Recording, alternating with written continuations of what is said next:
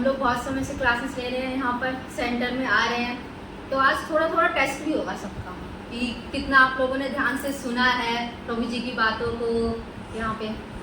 तो सबसे पहले जैसे कि हम लोग बहुत ही सौभाग्यशाली हैं। क्यों सौभाग्यशाली हैं? क्योंकि हम इस संप्रदाय में आए हैं, महाप्रभु की संप्रदाय में।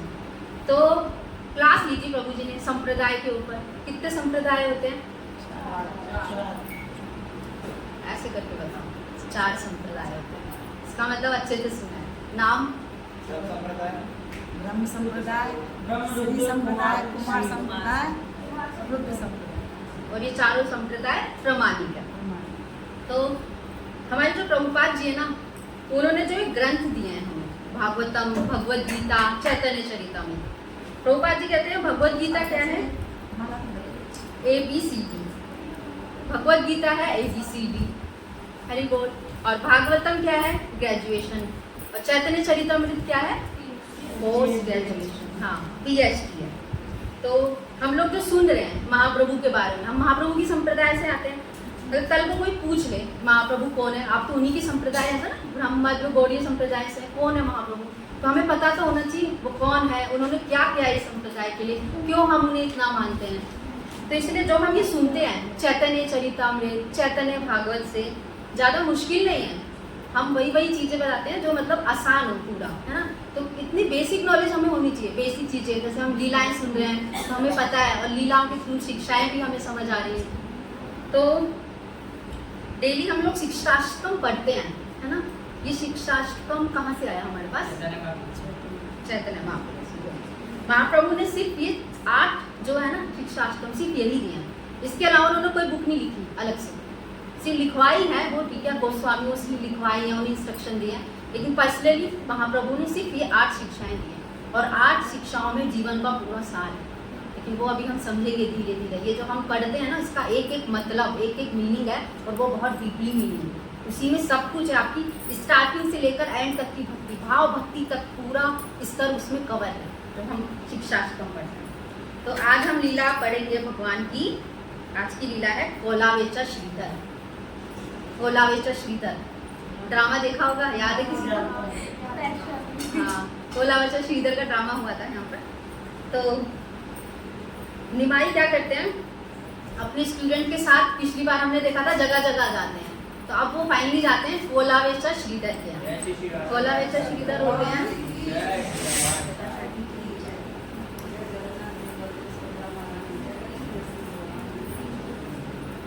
कोलावेचा श्रीधर कौन होते हैं? वो केला बेचते हैं। केला, केले के पत्ते, केले के फूल। बंगाल में ना इन सबसे पता बनता है, इन सबसे कुकिंग होती है। केले के पत्तों से भी, केले के फूल से भी, फल से भी, इन सब से बंगाल में केले का बहुत महत्व है। तो कोलावेचा श्रीधर ये सब बेचा करते थे और बहुत ही गरीब थे। अब ये बेचते थे, लेकिन बेचने के बाद भी क्या है, उनको जो भी मिलता था ना उसको बेच के, उसमें से वो 50% भगवान की सेवा, गंगा की सेवा में लगा देते। बाकी के जो 50% बचे, उसी से वो अपनी बेसिक नीड पूरी करते थे, खाना पीना, रहना, या थोड़ा बहुत ही कम हो जाता। वो 50% भी ऐसा नहीं है कि आपको 5000, 2000 मिले, 500 मिले, 50 भी मिले, 25 रुपये, ये 50% होता था, बहुत ही कम उस तरह से।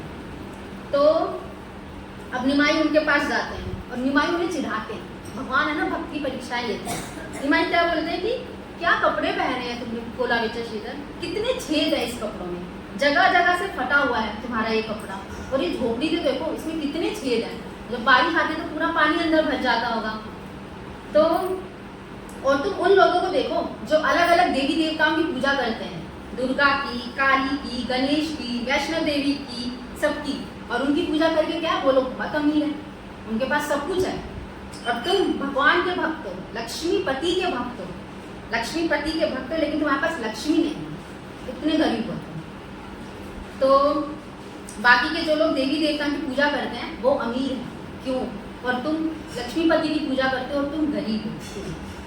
तो श्रीधर बोलते हैं कि हो सकता है मेरी जो ये कपड़े हैं वो फटे हुए हैं, और मेरा जो साइज है ये कपड़ा मेरे साइज का भी नहीं है ऑब्वियसली, तो पर भगवान की कृपा से मेरे पास पहनने को तो है, ऐसा तो नहीं कुछ पहनने को नहीं है, फटा ही सही, बिना साइज का ही सही, पहना तो है। और ये झोपड़ी टूटी फूटी ही सही, कम से कम है तो सर ढकने के लिए कुछ तो है मेरे पास। क्योंकि श्रीधर ना भगवान के क्या होते हैं, शुद्ध भक्त होते हैं, तभी भगवान जाते हैं ना उनके पास, नहीं तो भगवान को केले की नींद थोड़ी ना है, वो अपने भक्त के पास जाएंगे। तो शुद्ध भक्त क्या है, हर परिस्थिति में भगवान को देखते हैं। तो हम सुनते हैं ये क्वालिटी, वो यहाँ पे भगवान दिखाते हैं अपने भक्त को कि हर परिस्थिति में क्या है, भगवान की कृपा पर निर्भर और सेटिस्फाई रहना, मतलब संतुष्ट रहना। 2 कपड़े हैं फटे हुए, मैं खुश हूँ इसमें, और ज़्यादा मुझे नहीं चाहिए। तो हमारे प्रभुपाद जी इस बात पर कहते हैं कि जब कृष्णा कृपा करते हैं ना किसी पे, और अपने भक्तों पर ही कृपा करते हैं ज़्यादातर, तो उनका ना सब कुछ छीन लेते हैं, गरीब बना देंगे उन्हें बिल्कुल, इतना ज़्यादा। तो कृष्णा की कृपा चाहिए, किसको चाहिए कृपा? ऐसे मिलेगी कृपा। तो लोग बोलते हैं ना, जो लोग मतलब कहते हैं ना हमारे पास सब कुछ है, भगवान की कृपा है जी, हमारे पास सब कुछ है, भगवान की कृपा से देखो, अच्छा बंगला है, अच्छी पत्नी है, अच्छा सब कुछ है, वो कृपा है। कृपा नहीं है, कृपा होगी तो सब छीन लेंगे, तब बोलो कृपा है, तब नहीं बोलेंगे कृपा है। तो कृष्णा चाहते हैं ना आप पूरी तरह से उन पर समर्पित हो, इसीलिए वो सब कुछ छीन लेंगे कि सब होगा तो हमें लगेगा हमारे पास तो है, और कुछ नहीं है तो आपके ऊपर है भगवान जी, बस आप दोगे 2 रोटी तो मिलेगी, आप नहीं दोगे तो हमें नहीं मिलेगा। यही चाहते हैं, यही समर्पण तो चाहते हैं वो। तो शीला प्रभुपाद जी है ना, उनका भी भगवान ने सब कुछ छीन लिया था एक समय पर, उनके नौकर ने उनके सारे पैसे चुरा लिए, उनका बिजनेस सब बंद हो गया। तब प्रभुपाद ने ये लाइन की बोली थी कि कृष्णा ने अब मुझ पर कृपा की, मुझसे सब कुछ छीन के अब मुझे अपनी तरफ पूरी तरह समर्पित कर दिया। तो ये बात प्रभुपाद ने बोली। तो फिर श्रीधर जी कहते हैं कि अब वो एनालॉजी देते हैं, चाहे कोई बड़ा राजा हो, उसके पास खूब ऐश्वर्य है, धन है, नौकर चाकर हो, कोई ना कोई दुख तो होगा, राजकाज में ऐसा होगा, प्रजा ऐसी होगी, कोई ना दुख तो उसके पास भी होगा, ऐसा नहीं पूरी तरह से सुख ही सुख होगा। और दूसरी तरफ बोलते हैं कोई बिना कपड़ों के, बिना नौकर के पेड़ पे बैठा हुआ कोई पक्षी है, अकेला जाता है, सुबह कुछ छोटी छोटी लकड़ियाँ इकट्ठा करता है, अपना घोंसला बनाता है, और फिर उसके बाद कुछ ढूंढता है, आसपास लाता है, खाता है, खिलाता है। तो खुशी क्या है, उसी में खुशी है, कुछ मिल जाए खुशी है, नहीं है दुख है। तो दुख और सुख दोनों में ही है, राजा भी सुखी है और राजा भी दुखी है, और पक्षी भी एक तरह से सुखी भी है, एक तरह से दुखी भी है, उसे डर भी है ना कोई मुझे पकड़ सकता है, तो दोनों ही हैं। तो श्रीधर कहते हैं मैं सिर्फ भगवान की सेवा करने के लिए परेशान रहता हूँ, बस सिंपली अपनी भक्ति कर रहा हूँ मैं, बस और कुछ नहीं करना मुझे, भौतिकवादी लोगों की तरह बनने की मेरी इच्छा नहीं है। क्योंकि भक्त होते हैं ना, तो उन्हें क्या है, ऑटोमेटिकली ज्ञान भी होता है और वैराग्य भी हो जाता है। अलग से इसके लिए प्रयास नहीं करना, ज्ञान के लिए आप सारे वेद लेके बैठो पढ़ो, नहीं, वैराग्य के लिए जंगल चले जाओ सब छोड़ के, नहीं। अगर भक्ति है तो अलग से मेहनत नहीं करनी, क्योंकि भक्ति करेंगे तो क्या है, ज्ञान अपने आप होता रहेगा, हृदय में ज्ञान आएगा, भगवान हृदय में ज्ञान देते रहेंगे आपको, जैसे कि मैं आत्मा नहीं हूँ, मतलब मैं शरीर नहीं हूँ, मैं आत्मा हूँ, इस तरह का ज्ञान आता रहेगा आपको। और वैराग्य वो भी अपने आप आएगा, आप भक्ति करेंगे। 4 रेगुलेटरी प्रिंसिपल हम फॉलो कर रहे हैं ना, आप भक्ति कर रहे हैं तो चीज़ें अपने आप हो रही है ना, चाय कॉफी छूट रही है, टीवी छूट रही है, ये वैराग्य आ रहा है ना, यही वैराग्य चाहिए कलयुग में, ये वैराग्य नहीं चाहिए जंगल में जाने वाला, सब कुछ छोड़ के जंगल में जाओ, नहीं, सिर्फ यही वाला वैराग्य चाहिए। तो श्रीधर को पता था कि इस भौतिक संसार में चाहे कोई भी पद पर क्यों ना हो, हमेशा सुख और दुख मिलेगा ही मिलेगा। चाहे प्राइम मिनिस्टर भी क्यों ना हो, सिर दर्द तो उसे भी हो सकता है, या सिर दर्द सोचेगा नहीं ये प्राइम मिनिस्टर नहीं है, मुझे इसके पास नहीं जाना, इससे दूर रहना है, ऐसा नहीं है ना, सिर दर्द उसे भी हो सकता है। और खुशी, नाम है, फेम है, पैसा है, सब कुछ है, खुशी, तो दोनों चीज़ें मिलेंगी, खुशी और दुखी। बट ऐसा कोई नहीं होगा जो ये बोले कि मैं सिर्फ सुखी ही सुखी हूँ, मुझे कोई दुख नहीं है, ऐसा कुछ नहीं, ऐसा कोई नहीं बोल सकता, सबको मिक्सअप है। तो वो बहुत ही सिंपल भक्त थे, ये जितनी भी अर्निंग होती है वही कृष्णा की सेवा में लगा देते थे, और अब बस अपनी बेसिक नीड पूरी करते थे। और बेसिक नीड बहुत ही कम होती है भक्तों की, ये नहीं होती उन्हें पिज़्ज़ा बर्गर चाहिए, बहुत कुछ चाहिए, बहुत बेसिक नीड, 2 रोटी मिल जाए बस बहुत है, 2 कपड़े मिल जाए बहुत है, रहने के लिए मिल गया बस, इससे ज़्यादा उन्हें चाहिए नहीं। तो ज़्यादा से ज़्यादा लक्ष्मी क्या है, कृष्णा की सेवा में लगाना चाहते हैं। हमारे प्रभुपाद जी जब छिप्पीवाड़ा में थे ना, तो वहाँ पे वो श्रीमद् भागवतम के पेजेस को प्रिंट कराने के लिए बहुत दूर जाया करते थे। मतलब उस उम्र में 70 साल की उम्र में वो इतनी दूर जाते थे प्रिंट कराने के लिए, और वो कोई रिक्शा विक्शा नहीं लेते थे उस टाइम पे, मतलब इतना पैदल जाते थे। तो प्रिंट वाले जो सेठ होते थे वो उनसे पूछते थे कि आप इतने बूढ़े हैं, आप क्यों रिक्शा वगैरह नहीं लेते? तो प्रभुपाद जी कहते हैं कृष्णा की लक्ष्मी है, मैं कृष्णा के लिए यूज़ करना चाहता हूँ, अपने सेंसेस के लिए नहीं। यहाँ तक कि प्रभुपाद कई बार खाना भी नहीं खाए होते थे, उनके कपड़े भी फटे होते थे। वो जो सेठ था वो कितनी बार उसने खिलाया है मतलब प्रभुपाद जी को, कि प्रभुपाद का माइंड सब कुछ रहता था कि कृष्णा की लक्ष्मी, एक एक लक्ष्मी को बहुत अच्छे से कृष्णा की सेवा में यूज़ करना, अपने लिए बिल्कुल नहीं करना। ये थे हमारे प्रभुपाद जी। तो श्रीधर सोचते हैं कि अगर कृष्णा चाहे तो मुझे अमीर बना सकते हैं या गरीब बना सकते हैं, जो चाहेंगे, लेकिन मैं अपनी ईमानदारी से अपना काम करूँगा और अपनी कृष्णा भक्ति नहीं छोड़ूंगा। चाहे कोई मुझे जितना लालच दे कि आप दुर्गा देवी की पूजा करो, आपको अमीर बन जाओगे, सब मिलेगा, मुझे नहीं चाहिए, मैं कृष्णा भक्ति नहीं छोड़ूंगा। ये भी ना एक तरह से टेस्ट होता है। जब आपकी ज़िंदगी में ऐसी सिचुएशन आएगी ना, कठिनाई होगी, तो एस्ट्रोलॉजर है, ये सारे लोग बोलेंगे आप इनकी पूजा करो, इनकी पूजा करो, आपकी सभी इच्छाएं पूरी हो जाएंगी। लेकिन अगर कोई भक्त है ना, वो नहीं छोड़ेगा भगवान को, लेकिन अगर कोमल श्रद्धा है तो वो छोड़ देगा, मुझे जो चाहिए भौतिक इच्छा वो मिलेगी। तो वो हमेशा खुश रहते थे। क्यों खुश रहते थे? क्योंकि भौतिक परिस्थितियों से मुक्त थे। भौतिक परिस्थितियाँ मतलब कि मुझे ये मिलेगा तो ही मैं खुश हूँगा, मुझे फर्स्ट आऊँगा मैं तो ही मैं खुश हूँगा, मुझे पैसे मिलेंगे, मुझे ये लड़की मिलेगी, ये लड़का मिलेगा, जो भी है ये भौतिक परिस्थितियाँ, इन तरह से वो मुक्त थे कि ये मिलेगा तो ही खुशी क्यों, ये नहीं मिलेगा तो भी खुशी, इस तरह से। तो भौतिक दृष्टि से वो भले ही गरीब थे, पर रियलिटी में, हकीकत में वो सबसे ज़्यादा अमीर थे। उनके पास जो धन था वो किसी के पास नहीं।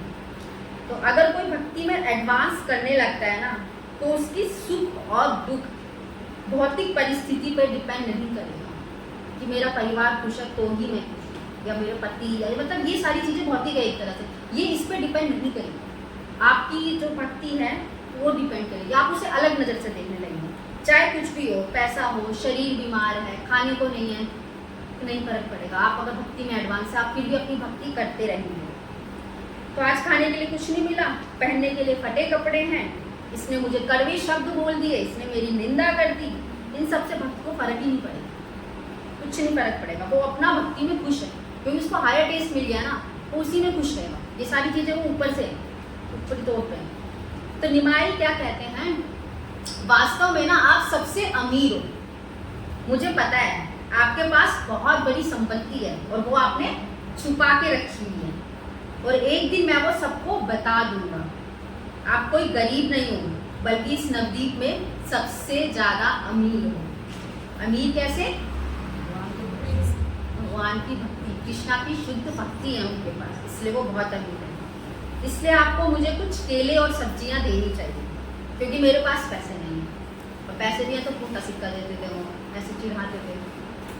और श्रीधर बहुत ही सरल भक्त थे, तो वो सोचते थे कि ये मेरे लिए सौभाग्य की बात है, इतना शुद्ध ब्राह्मण मेरे पास आया है, और एक अट्रैक्शन सा हो गया था उनको महाप्रभु को देख कर ही, तो मन करता था कि हाँ इनकी सेवा करूँ अपने आप ही, तो इसलिए वो दे देते थे, फ्री में भी दे देते थे। बहुत बहस करते थे महाप्रभु, बहुत बार्गेनिंग करते थे, वो बोले 10 रुपये नहीं 5, नहीं 2, नहीं 1, फाइनली फ्री में, इतनी बार्गेनिंग करते थे महाप्रभु। और भक्त हैं, भक्त क्या करें। तो वे डरते भी थे श्रीधर की कहीं निमाई मुझसे नाराज ना हो जाए, इसलिए वो केले सब्जियां सब दे देते थे उन्हें। और निमाई भी ज़्यादातर श्रीधर से ही लिया करते थे, श्रीधर से, क्योंकि भगवान में भक्त के पास ही तो जाएंगे लीला करने। तो जाते समय निमाई फिर कहते हैं, मैं एक दिन आपके छुपे हुए धन को सबके सामने जरूर लाऊंगा। तो कृष्णा जी श्रीधर को गरीब कंडीशन में क्यों रखते हैं? यहाँ पे ये बात आती है कि क्यों भगवान अपने भक्त को गरीब रखते हैं, वो भी तो अमीर रख सकते हैं, क्यों रखते हैं?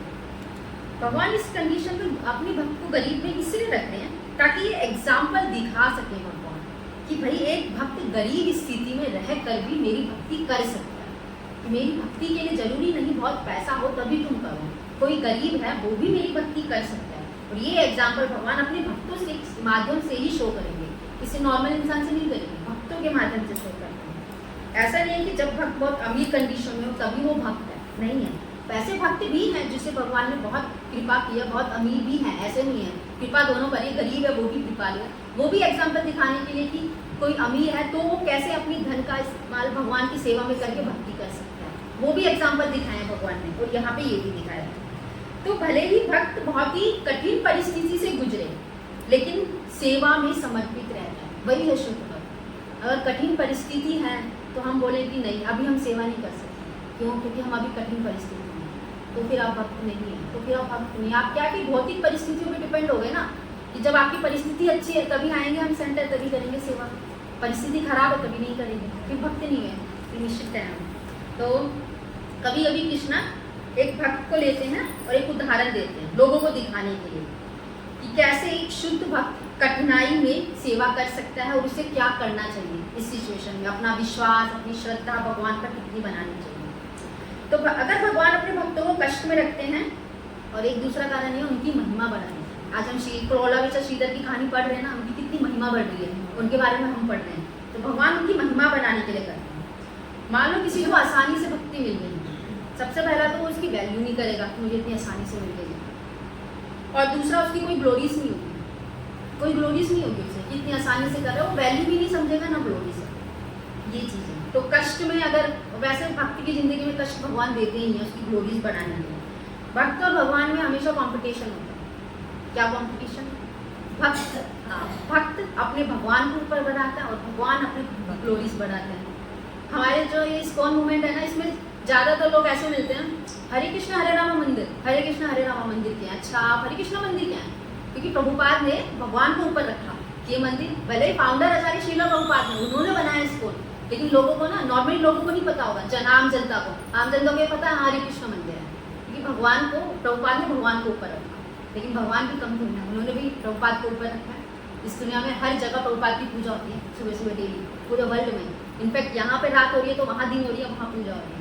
तो खैर भगवान और भक्त दोनों एक दूसरे की महिमा बनाने में लगे रहते हैं, और इस कॉम्पिटिशन में ना कोई जीतता है ना कोई हारता है। तो ये नहीं कह सकता कि भगवान जीते हैं, नहीं, भक्ति भी कम नहीं है भगवान से, तो कोई किसी से कम नहीं है। अब यहाँ पे हमारा ये जो टॉपिक था कि भगवान को रिली कौन बना सकता है, कौन बना सकता है? एक शुद्ध भक्त अपनी शुद्ध भक्ति से भगवान को रिली बना सकता है, क्योंकि भगवान जी वहीं से बिक जाते हैं, और किसी से नहीं बिक सकते भगवान, सिर्फ शुद्ध भक्ति से बिक सकते हैं। जो गोपियों ने सेल्फलेसली जो सेवा की ना भगवान की, भगवान यही बात बोलते हैं कि तो मैं तो ऋणी हूँ, मैं तुम्हें कितना भी दे दूँ वो कम है, कितना भी दे दूँ, क्योंकि तुम लोगों ने जो किया है सेल्फलेसली, निस्वार्थ भाव से सेवा की है ना, अपने पति, अपने परिवार, इन सबसे बढ़कर उन्होंने भगवान को माना है।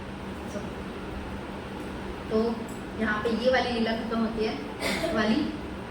अब एक और लीला करते हैं, एक और लीला सुनते हैं। अब हमारे निमाय पंडित काफ़ी बड़े हो जाते हैं।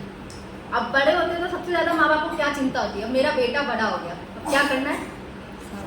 शादी, है ना। अब बेटा बड़ा हो गया, अब करो इसकी शादी, लाओ घर में बहू, जिम्मेदारी। तो अब हमारे महाप्रभु के साथ भी यही है, अब उनकी भी शादी की बारी आती है, उनकी भी शादी के लिए देखी जाती है लड़की। उनकी शादी तो किससे होगी? महाप्रभु स्वयं भगवान विष्णु है, कृष्णा है, शादी भी लक्ष्मी जी से ही होगी। तो महाप्रभु यंग हो जाते हैं तो उनकी शादी की व्यवस्था की जाती है। उसमें ना एक बुद्धिमंत खान नाम का एक व्यापारी होता है। जैसे महाप्रभु तो एक नॉर्मल ब्राह्मण होते हैं, तो उनके पास इतनी संपत्ति नहीं होती, लेकिन भगवान को लीला करनी है अपनी शादी बहुत अच्छे से। ये भी चाहते हैं भगवान, मेरी शादी हो रही है तो थोड़ा अच्छे से हो ना, धूमधाम से हो, राजकुमार की तरह हो। लेकिन राजकुमार की तरह कैसे होगी? वो तो ब्राह्मण है, ब्राह्मण के पास होते नहीं इतने पैसे। फिर भगवान ने क्या, उनका एक भक्त बुद्धिमंत खान, बुद्धिमंत खान होते हैं, व्यापारी होते हैं। वो क्या करते हैं, महाप्रभु की शादी का वो पूरा खर्चा उठाते हैं। तो वो कहते हैं मैं चाहता हूँ कि ये शादी कोई मामूली ना हो, एक राजकुमार की शादी हो, इतनी धूमधाम से ये शादी होनी चाहिए। अब बुद्धिमंत खान कौन है? कौन है? क्योंकि कोई भक्ति होगा तभी उसे ऐसा मौका मिलेगा भगवान की सेवा करने का। तो बुद्धिमंत खान पिछले युग में क्या थे, एक धार्मिक राजा थे। धार्मिक राजा, ये जो यज्ञ वज्ञ कराते हैं ये सब, उनका नाम था सुवर्ण सेन। क्या था? सुवर्ण सेन। तो वो रिचुअल्स मानते थे, मीन्स भक्त नहीं थे भगवान के, ठीक है, रिचुअल करते थे, ये यज्ञ किया, ये दान दिया, ये ब्राह्मणों को गाय दी, ये सब किया करते थे। तो वो क्या चाहते थे, उनकी इच्छा थी मुझे भौतिक आशीर्वाद ही मिले, भक्त नहीं थे, भौतिक आशीर्वाद। भौतिक आशीर्वाद क्या चाहिए होता है? नाम, पैसा, लड़की, यही सब चाहिए उन्हें भी, क्योंकि वो धार्मिक राजा थे। लेकिन उनका नाम ऊपर तक था, धर्म के धार्मिक राजा थे, फिर भी नाम ऊपर तक चला गया था। अब हमारे यहाँ अगर ऊपर तक नाम जाता है तो कौन है? नारद मुनि।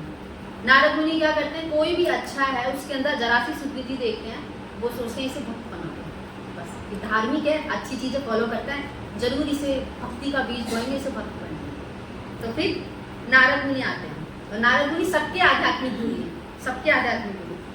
तो और ब्रह्मा जी के मानस पुत्र भी हैं, तो वो अपने मन से कहीं भी जा सकते हैं, उन्हें बस अपने मन से सोचना है कि मुझे यहाँ जाना है, और तुरंत आ जाए, तो वो पहुंच जाते हैं। फिर नारद मुनि क्या करते हैं, नारद मुनि करते क्या है, अलग अलग लोकों में जाकर लोगों को आध्यात्मिक ज्ञान देते हैं। हर जगह जा सकते हैं, उनके लिए कोई रूल नहीं है कि वो इस प्लेनेट नहीं जा सकते, सिर्फ एक वही है जो हर जगह जा सकते हैं, सिर्फ एक वही। यहाँ तक कि ब्रह्मा जी को भी परमिशन नहीं गोलोक जाने की, लेकिन नारद जी को। तो वो स्वर्ण सेन से मिलने आते हैं, और राजा नॉर्मली धार्मिक है तो नारद जी को बैठाते हैं, उनके पैर धोते हैं, अच्छे से सब कुछ करते हैं। तो नारद मुनि ऑब्जर्व करते हैं कि ये बहुत अच्छे हैं, अच्छे से वेलकम किया है, सब कुछ है।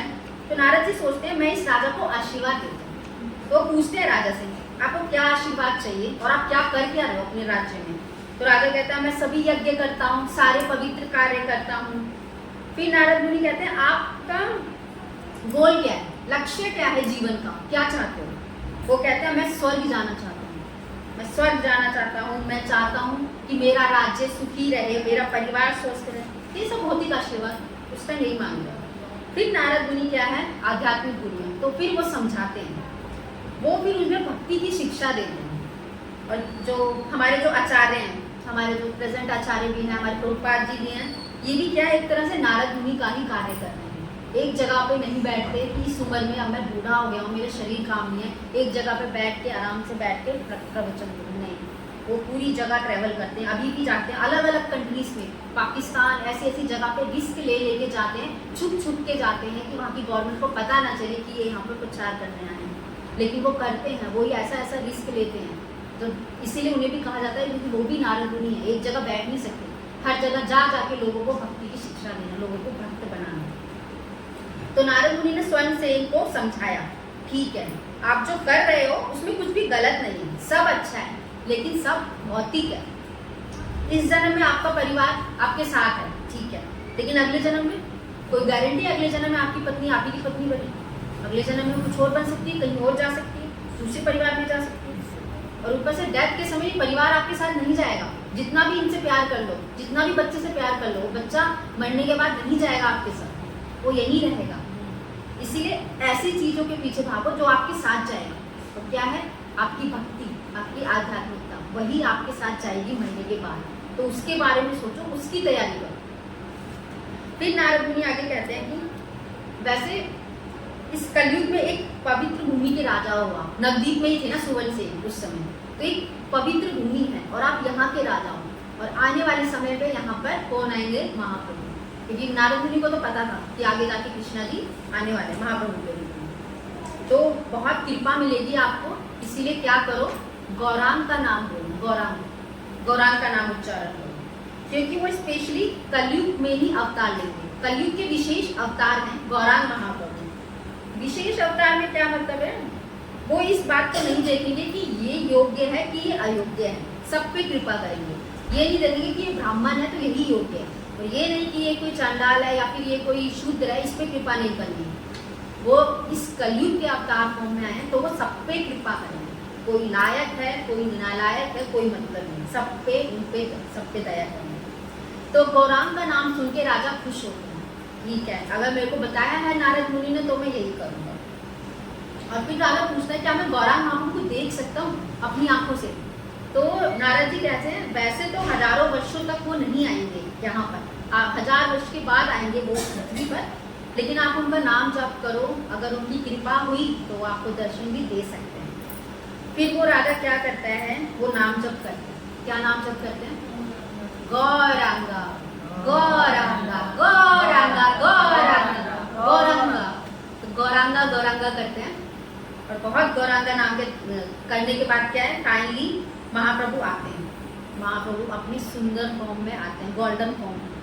तो और उनका फॉर्म कैसा बताया गया है, गोल्डन फॉर्म, मतलब 7 फुट लंबे, इतने लंबे, उनके कंधे एकदम चौड़े, उनकी कमर शेर की तरह पतली, जांघें एकदम मजबूत, केले के पेड़ की तरह, भुजाएं घुटनों को टच करती हैं।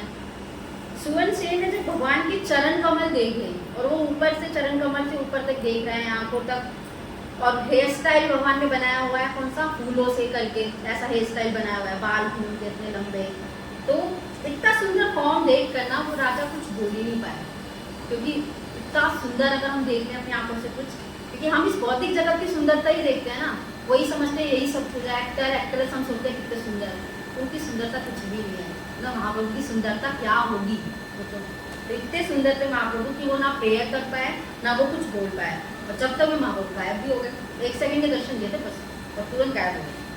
फिर राजा बहुत सेपरेशन फील करते हैं, क्योंकि एक बार देख लिया किसी ने और उसके बाद फिर उन्हें विरह फील होता है कि कहाँ गए गौरांग महाप्रभु। मैं दोबारा से नाम जपने की कोशिश करते हैं कि काश दोबारा फिर आ जाए मेरे सामने।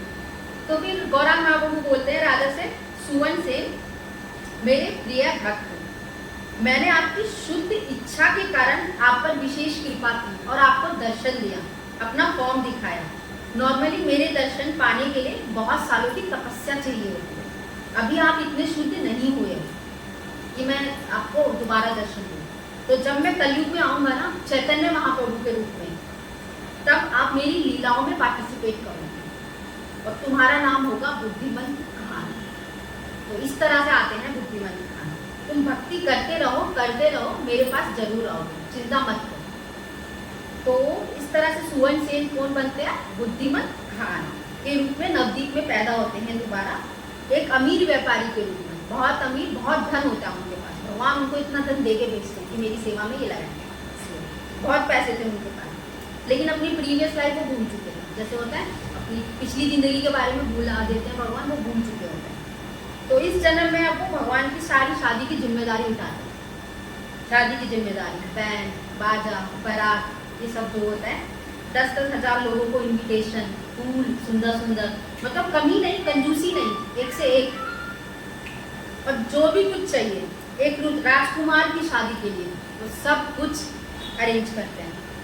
शादी से एक दिन पहले क्या होता है, आदिवास। आदिवास का महाप्रभु, आदिवास क्या होता है, तैयारी समारोह। आदिवास क्या होता है, तैयारी समारोह। नाम सुना आपने आदिवास का? नहीं सुना, हमने भी तो आदिवास किया था, फेस्टिवल किया था हमने, आदिवास नहीं किया था। आदिवास करते हैं जैसे जन्माष्टमी, रामनवमी, नरसिंह चतुर्दशी, गौर पूर्णिमा, इन सब त्योहारों पे क्या है, एक दिन पहले ना आदिवास किया जाता, आवाहन किया जाता भगवान का। जैसे सोना होता है, चांदी होता है, तांबा, शंख, गंगा, मिट्टी, हल्दी, ये सारी चीजें रखी जाती है, शुभ वस्तु चढ़ाई जाती है, आदिवास करते हैं। तो मुख्य त्योहारों से पहले आदिवास होता है, हमारे वैष्णव कल्चर में हमेशा होता है, आदिवास बुलाया जाता है। तो विवाह आदिवास में भी क्या था, विवाह आदिवास कैसे होता है, बंगाल का रिचुअल है, बंगाल में शादी होती है ना महाप्रभु की, तो बंगाल के जो रिचुअल होते हैं काफी अलग होते हैं। वहाँ पे महिलाएं क्या करती हैं, दुल्हन को एक तरफ लेके जाती हैं और जो पुरुष है दूल्हे को लेके जाती हैं, तो दोनों कुछ अलग अलग से रिचुअल्स, कुछ चीजें करते हैं अपने फ्यूचर मैरिज के लिए, ये सब चीजें। तो दोनों का अलग अलग से अभिषेक भी होता है। हल्दी के साथ पानी का एक बर्तन होता है, उसमें दूल्हे का नाम लिखकर एक कागज में उसे डालते हैं पानी में, और फिर कुछ मंत्रों का उच्चारण करते हुए इस पानी को दुल्हन के शरीर पर डाला जाता है, जिससे उसे अपने भावी पति का ध्यान घर पर रखने की शक्ति मिले। मानते होंगे, ऐसा रिचुअल करते होंगे। तो जब ये सब आदिवास चल रहा था तो बुद्धिमंत खान क्या है, अपनी सेवा में लगे थे। मेहमानों को नाश्ता देना, समोसे या जो भी कुछ चलता हो, पकोड़े, चावल, कमी नहीं करना, मतलब इतना भरपूर देना प्रसाद, कुछ भी कमी नहीं, सब कुछ खिला रहे थे। कई बार क्या है, लोग लाइन में दोबारा लग लग के प्रसाद लेते थे। तो उसके बाद बुद्धिमंत खान ने कहा, लोगों को पहली बार में ही ऐसा करो, 5 गुना ज्यादा दो प्रसाद, इतना दो कि इनको दोबारा आना ना पड़े, मेहनत ना करनी पड़े वहां से यहाँ उठने के लिए, इतना प्रसाद भर दो, क्योंकि भगवान की शादी है, इसमें कोई कमी ना हो, इसलिए सब बहुत खुश थे। प्रॉपर मैनेजमेंट था उनका मैनेजमेंट इतना अच्छा था। बहुत प्रसाद बच भी गया, कमी नहीं थी, बच गया था, बहुत सामान वेस्ट भी हुआ था, लेकिन किसी को कमी नहीं करनी, इतना बुद्धिमंत खान ने किया। बहुत बड़ा जुलूस निकाला था शादी में। फाइनली क्या आता है, विवाह यज्ञ, वो जो होता है ना अग्नि में। फिर महाप्रभु और लक्ष्मी प्रिया, क्या नाम है, लक्ष्मी प्रिया। महाप्रभु की शादी होती है लक्ष्मी प्रिया, लक्ष्मी प्रिया, ये दोनों एक दूसरे से शादी करते हैं यज्ञ में। तो बहुत बड़ा सा सेलिब्रेशन होता है, पूरा नदी धाम खुश था, क्योंकि निमाय पंडित वैसे ही सबके चहेते थे, बचपन से इतनी लीलाएं कर रहे थे, सबके हृदय में समाये थे, और उनकी शादी हो गई तो सब इतना खुश थे, बहुत खुश थे। तो इस शादी में कहा जाता है कि ऊपर से देवी देवता भी आए थे इस शादी को देखने के लिए, स्त्री पुरुष के रूप में, नॉर्मल स्त्री पुरुष के उसमें आए थे कि कोई पहचाने ना और शादी देखे, भगवान की शादी हो रही है, कैसे नहीं देखेंगे। तो कहा जाता है जब लक्ष्मी प्रिया रेडी होकर आती है ना शादी के लिए, और वो दोनों तब महाप्रभु और लक्ष्मी प्रिया साथ में इतने सुंदर लगते हैं जैसे साक्षात सीताराम हो, लक्ष्मी नारायण हो, राधा कृष्ण हो, ऐसा लोग टिप्पणी करते हैं। नवदीप वासियों की नजर नहीं हटती और वो सब उल्लू ध्वनि करते हैं। उल्लू ध्वनि पता है? हाँ, बंगाल में किया जाता है, इसे बहुत शुभ माना जाता है बंगाल में उल्लू ध्वनि करना, तो बहुत फेमस है यह बंगाल में। तो पालकी, उस समय पालकी चलती थी, लक्ष्मी प्रिया और महाप्रभु को घर लेकर जाते हैं पालकी में। लोग अलग अलग कमेंट्स करते हैं उनकी जोड़ियों को देखकर। कुछ लोग कहते हैं इतनी सुंदर जोड़ी है, पूरे ब्रह्मांड में कहीं नहीं मिलेगी, इन दोनों की सुंदरता को देखकर हमारी आंखें धन्य हो गई इनका सुंदर। हम लोग देख तो नहीं सकते, लेकिन हम ना इस सुनने के माध्यम से हम इमेजिन जरूर कर सकते हैं सच में कितने सुंदर रहे होंगे, जितनी महिमा बता रही थी तो हम इमेजिन तो कर सकते हैं बहुत सुंदर होंगे, ऐसे इमेजिन भी नहीं कर सकते क्या सुंदरता होगी। कुछ कहते हैं कि ये शिव जी और पार्वती जी हैं जिन्होंने इतने लंबे समय तपस्या की होगी ऐसे रूप के लिए। थोड़े आगे चलते हैं तो लोग कहते हैं नहीं, ये रति और कामदेव की जोड़ी है। कुछ कहते हैं नहीं, ये इंद्र और सची की जोड़ी है। सब अपने हिसाब से इमेजिन करते हैं इसकी जोड़ी है। कुछ कहते हैं सीताराम है, कुछ स्त्रियों ने कहा नहीं, ये तो साक्षात लक्ष्मी नारायण है, कितने सुंदर है। तो सची माता बहुत खुश होती है, अपने बेटे की शादी हुई है तो बहुत खुश होती है, सारे ब्राह्मणों को अच्छे अच्छे उपहार देना, यही होती है खुशी। अपनी कैसे डिस्क्राइब करेंगे, हम बहुत खुश है तो क्या है, भक्तों को भोजन खिलाना, ब्राह्मणों को खिलाना, यही तो होता है। ऐसी खुशी डिस्क्राइब की जाती थी पहले के टाइम। फिर फाइनली लक्ष्मी प्रिया और गौरांग अपने घर में प्रवेश करते हैं। जब से लक्ष्मी प्रिया सच्ची माता के घर में आ जाते हैं ना, उनका घर पूरा वैकुंठ का बन जाता है। लक्ष्मी जी है ना, लक्ष्मी तो वैकुंठ में ही गई थी, घर पूरा वैकुंठ बन जाता है क्योंकि साक्षात लक्ष्मी जी थी और उनमें इतना तेज था कि पूरे घर में एक अलग से चमक आ गई थी, इतना तेज। इस प्रकार से हमारे जो निमाय पंडित है, अब हो गई उनकी शादी, अब हो गए वो जिम्मेदार। तो भगवान की लीलाओं को हम ना अपने आप समझ नहीं सकते हैं कभी भी, हम बस शास्त्रों के माध्यम से ही इन्हें समझ सकते हैं और शुद्ध वैष्णवों के मुख से समझ सकते हैं, अदरवाइज हम समझ नहीं सकते हैं लीलाओं को। तो किसी का कोई क्वेश्चन? ओके, हरे कृष्णा। जगत गुरु श्रील प्रभुपाद की जय, उपस्थित भक्त की जय।